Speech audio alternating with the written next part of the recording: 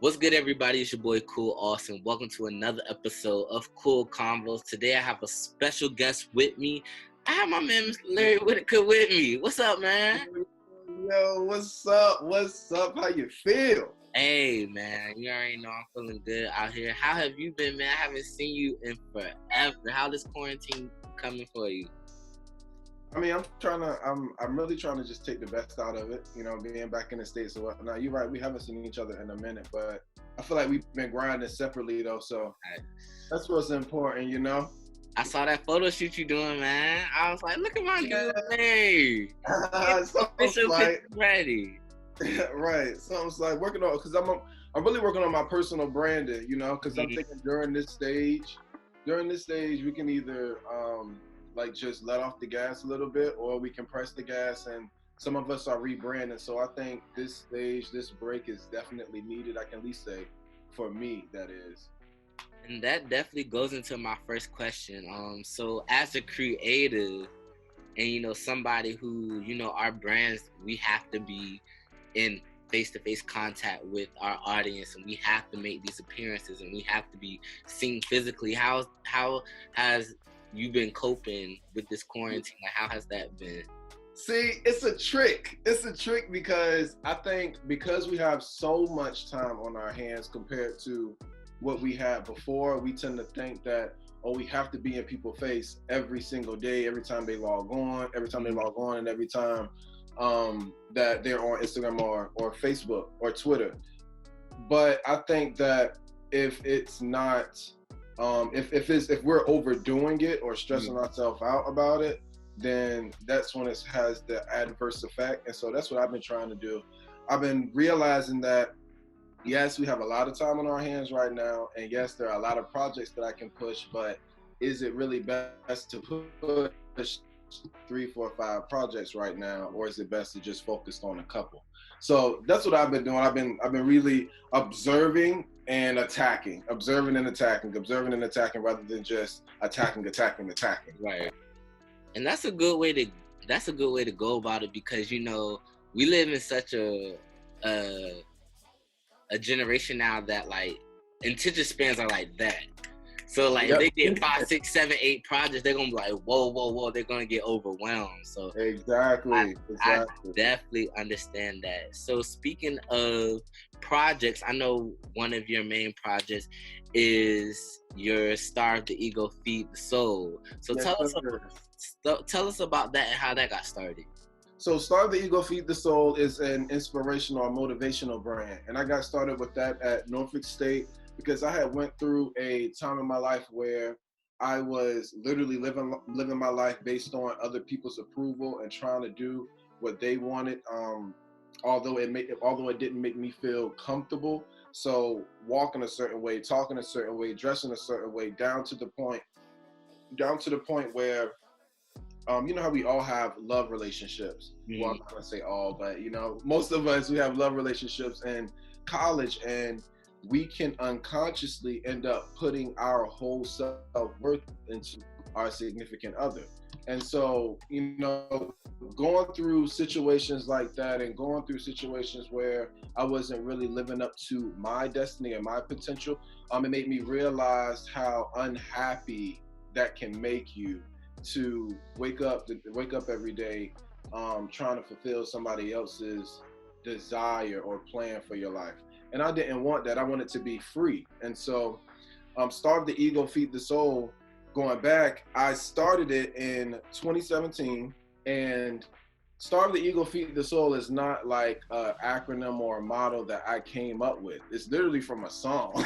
It's from a song that nobody really paid attention to. But when I was listening to the song, when I was reading, I was like, Starve the Ego, Feed the Soul. That sounds dope. And so, you know how you got to do the research on copywriting and all of that. So did my research, and it wasn't taken. And so that's what I went with. So everything full circle, Starve the Ego is meant to promote a lifestyle of having a disinterest in the public opinion of self. So basically saying, if the entire public is going one way or thinking a certain way, if that is not in my best interest, then it's not best for me to go that same route, if you know what I mean. Yeah. Because so many people are on Instagram, man, and this is one of the things that did it. So many people on Instagram searching for likes and instant gratification, you know, posing for the gram, but it's not real in reality. And it's like, what are you trying to do? You just trying to keep up with the Joneses, or Exactly. really about this? So I think, yeah, man, so many people living a life that's not for them, and that's not the life that I wanted to live. I didn't want to be on my deathbed or my life flashed before my eyes, and I'm thinking, wow, I didn't do what I wanted to do. I did what everybody else wanted to do, and because of that, I'm not happy at the end of my life. You know, that's tough because you can't go back and relive it. Right. So that's what I do, man. That's my t-shirt business. That's my inspirational videos, and those are the t-shirts that I make. Actually, I'm recording in my homemade office because hey, you gotta get it how you get it, man. You gotta get it how you get it. You gotta get it how you get it, bro. So I'm not even mad at that. So with all this inspiration that you're trying to give to our generation, which is amazing. Like we need, especially men of color, to step to the forefront and be this, you know, positive aspect that our generation needs. And I know that you said you graduated from Norfolk State, you know, shout out to them Spartans. Shout out to MSU. Exactly. Shout out to the whole future. Exactly. Past and future grads. Exactly. So what you're learning from your own brand and taking what you got from Norfolk State University, I see that you once were the teachee, now you're the teacher. You're a counselor in Kuwait. And I want to know, like, what is that experience like? And do you take things that you learn from your life and from Norfolk State's own environment, and you take that to your children? That's a very good question. No, I don't think anybody's asking that question. So, yeah, I went to Norfolk State. Got my bachelor's in social work and got my master's in school counseling. And so, I've always wanted to work in the school system because I think that's where, that is by fact, that is where children spend the most of their time. 8 hours out of the day, they are not at home with their parents. They're in the school. So I think that is the best place to make the impact.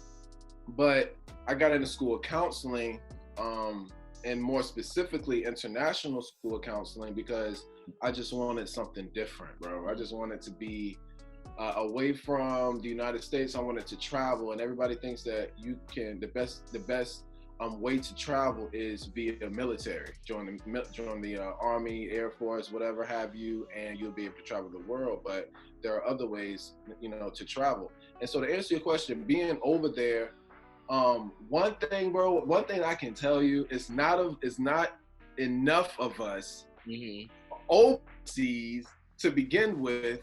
But being over there, it let me realize how one person can change the entire perspective of a whole race. And I say that because it was me and the PE teacher.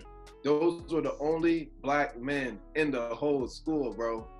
Me and the PE teacher. And so, and it was Kuwaiti students. Like, these are the students of the country. They're not Americans. They are Kuwaiti students. And so, being there, I'm realizing how important it is to know your culture and be confident in your culture. And when I say know it and be confident in it, I mean enough to share to other people, if you know what I'm saying. So I was getting questions like at that time my hair had grew out and they wanted to touch my hair, you know. They had questions about, we had a black lady that worked there and she had braids, and then the next day, you know how women do. They can switch it. Exactly, switch it up. So the next day she switch it up. The next week she back to braids, and they're like, "Yo, how do you do your hair like that?" And they're trying to figure out like the ills of slavery. You know, it's a lot. And if I didn't have my HBCU education, bro, I wouldn't know. I wouldn't have as much culture. And as much confidence in my culture and as much prowess to be a black man. I wouldn't have that. So I'm definitely appreciative of that opportunity. Man, but I can tell you, overseas is definitely not enough. It's not enough for us. It's really not. Teaching overseas, it's not. But the opportunity is there, though. And I'm glad that I had the opportunity to have that experience. And man, I'm glad that because I really wasn't thinking of it like that. But when you said one person can change a whole perspective on a whole race, that's like mind blowing. That is mind blowing. So for you and that PE teacher to be the black men, the positive black men that country sees, you don't know how that affects that person looking at you. So they can go somewhere else and treat the next colored man how they treated you, and that's just how the cycle. That's how the cycle's going. Exactly. And if I'm blowing up in front of them, or God forbid I didn't do this, but let's say I'm cursing them out, or I end up just not being a good role model. Now, all black men like that, because they come to me, all they see overseas is what is on social media. Right. And so the actors, like I had some tell me I look like Will Smith, Carlton, Kodak Black. Man, what? There's no goodness will. But again, Black Panther, man, what? There's no goodness will. Y'all just naming black folks at this point. Exactly, because again, that's all they see. So I can't even be mad. I got to educate at that point. Mm. So that's one thing I learned. Having to take a step back and be like, all right, you know what? You just don't know, and it's my responsibility being here to teach you what you don't know, because they want to come to American colleges. Right. You carrying black people that way because you think America's that way, and then when you get here, you slip up. Yeah, you in now awakening. You in the hot seat. But yeah, man. That's amazing to teach people overseas our culture. But I'm not even about to forget that you're actually teaching people in our own backyard about our culture. You and Robert Garris, you guys started the MindYaBizz PopUp shop. Yeah. Hey man, I've been to 2 of them, and I must say, what y'all are doing is just amazing.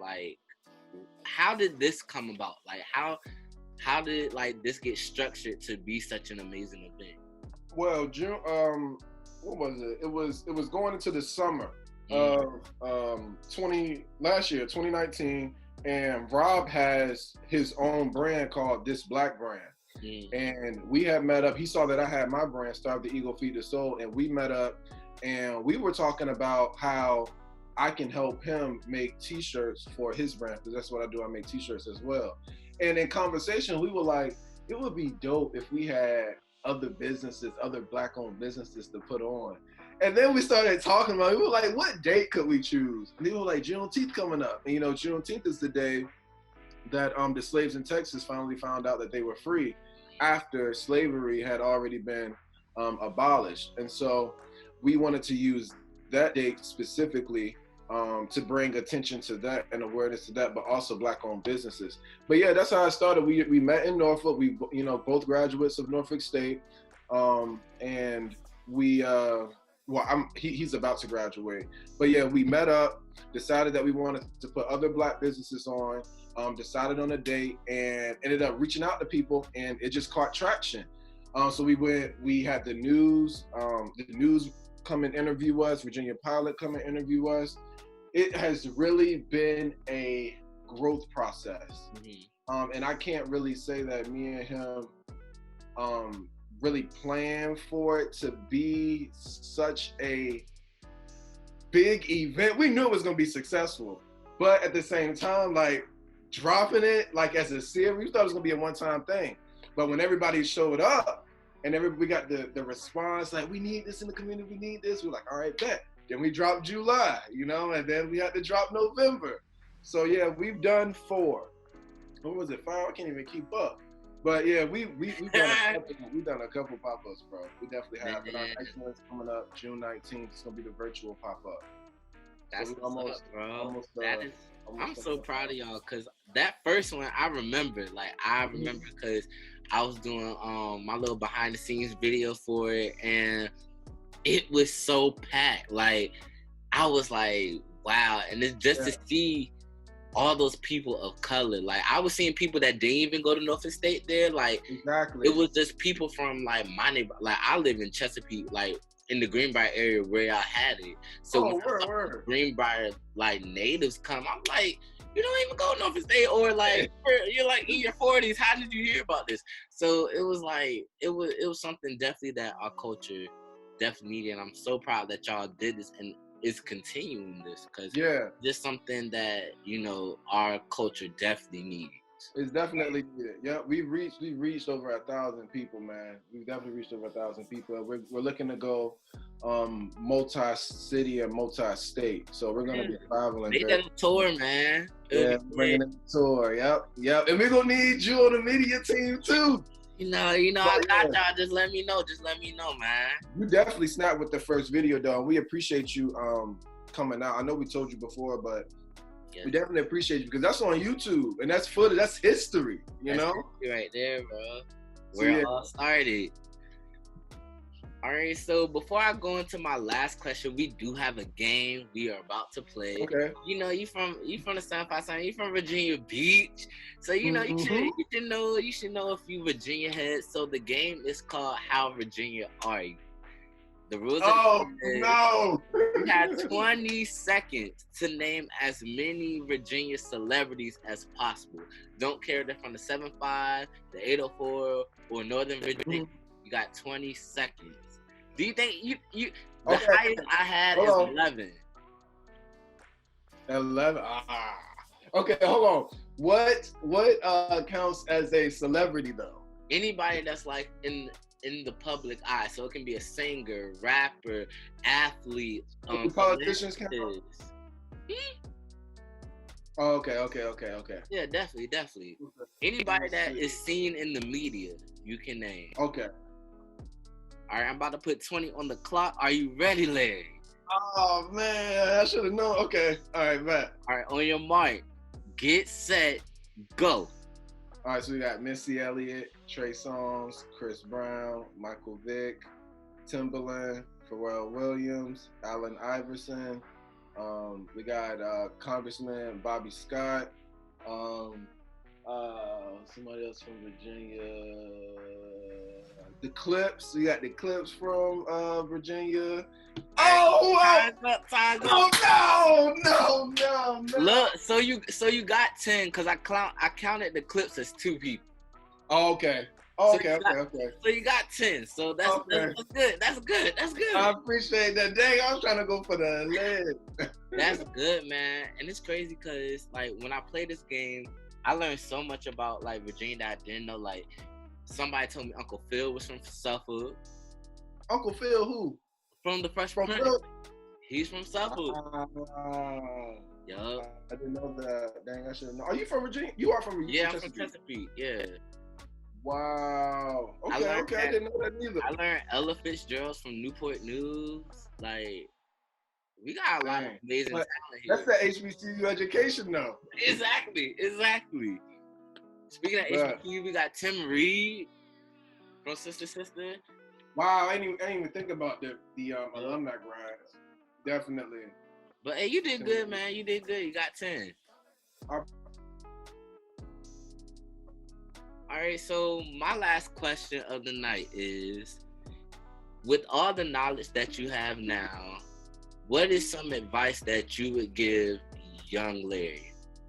Yeah, you asked me what's some advice that I would have for young Larry. So the advice that I would have would be to give me a time frame. All right, so how are you now? 24? I'm 25 now, yeah. All right, 25-year-old talking to 15-year-old Larry. 15, I would say. 15, I was messing with the girls when I was 15.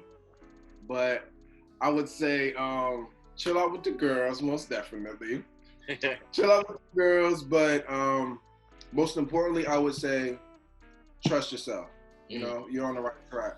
Because I think in high school, I had noticed that I was, because I had always been interested in computers, being behind the scenes, but it wasn't until I got to high school and I joined the track team that I thought about how much my personality had attracted people that needed my help.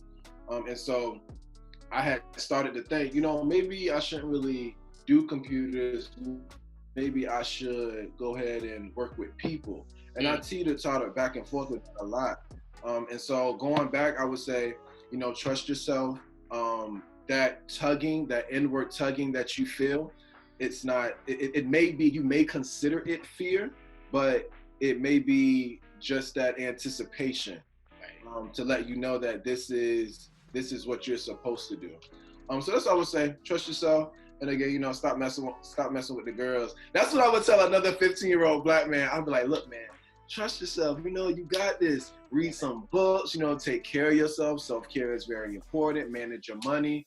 And the girls gonna always come after the money. So get the money, get the grades, and then the girls gonna, bro. They gonna flop. They gonna flop, man. Bro, they flop. Birds always go after bread. Always. Birds go after bread. So that's bad. But yeah, that's what I would tell. I'm gonna flip the question. That was the last question you asked me, right? Yeah. What would you tell your 15-year-old self? I would tell myself to trust myself as well. Growing up, unlike all right, so we're kind of like opposite because I always knew I wanted to be an entertainer, and I always knew that like I had this gift to like talk to people and like share stories to people. But my father wanted me to be a computer scientist because he's like that's where the money's at. So I would tell myself just do what makes Austin happy. Your parents will understand. Like everybody will understand. Just you gotta like really like do what you want to do. So that's right. Starting the ego, feed the soul. Yeah, my dad wanted me to go to the military, but he was like, that's what he would have done. But he respects it. He will still respect me if I chose something else. Right. Yeah, man. Because your grind. The thing is, people are like, you know, you can reach a glass ceiling when you are employed by someone else, which is true. Because your pay stops at a certain amount. But when you're an entrepreneur, however much work you put in, that's what you get out. Yeah. And so I'm definitely glad that you said that though. And you know, we can't even blame our parents because it was a different time when they grew up. You know, they grew up in that time where it was like, I have to make ends meet. I have to support myself. I have to, you know, get this job that has the benefits. You know. And we live in this culture now where it's like everybody is their own boss or everybody wants to be their own boss. So it's like two different playing fields. So we can't really blame our parents for that. But I'm glad we have parents that, you know, understand like, hey, we don't want to work for nobody now. We want to work for ourselves. Exactly. Y'all can have that. We appreciate you. God knows. Right. But that life ain't for me. I noticed that. My mom and dad used to wake up 5, 6 in the morning and go to a job that they did not like. I could see if you liked it. Like I like being a school counselor where I got to wake up early, but going somewhere where you don't like. Were you just going to pay bills? Like I'm just going to this job so I can, you know, survive. Like I'm glad that us 90 kids, like we're destined. Like we want to not just live. We want to. Yeah, you know, we want to explore life. We want to do so much. Right. And I applaud you, man. I applaud you for doing what you're doing. I applaud you from one black man, from one 20-year-old young black man. I applaud you for everything that you're doing, staying out of trouble, pushing your passion, investing in yourself. Congrats to you as well, man. Hey, man. Thank you so much. And before we end this show, go ahead, shout yourself out. Where can the people find you? Find your brand. And get ready for this new pop-up shop. Like, tell them all that. Okay, so I have my website, which is LarryWhitakerJr.com. On Instagram, I am Mr. Whitaker. That's MISTERWHITAKER. Facebook, Larry Whitaker Jr. You can follow the pop-up shop at MindYaBizz, Biz is BIZZ 757. And Starve the Ego, Feed the Soul, STE.FTS. And actually, I'm going to do a giveaway right quick. I don't know how I'm going to do this, but I'm going to just offer it. And I'm going to think about it later because I feel led to do a giveaway. Although it's not live. So I'm going to give away a Starve the Ego, Feed the Soul shirt to somebody that DMs me when they see this video and just say, I want the shirt. The first person to DM me on Instagram, again, Mr. Whitaker, will get a Starve the Ego, Feed the Soul shirt. Hey, that's a bet, bro. When I edit this, I'm putting that on the page tonight so they can know. Bet, I'm down. I am down. Hey, man, so I appreciate you for coming in and being a part of this challenge, yo. They don't understand the history we got. You know, we both was in a book together. So, you know. Yep. Shout out to Brent and Stems. Hell yeah. So, man, I'm so proud of you, bro. And keep doing your thing. And we'll definitely have to catch up when all this is over. Yep. Chop it up for real. Most definitely, bro. I appreciate you, black man. All right, bro. All right, I'm gonna holler at you later. All right, man. All right, love.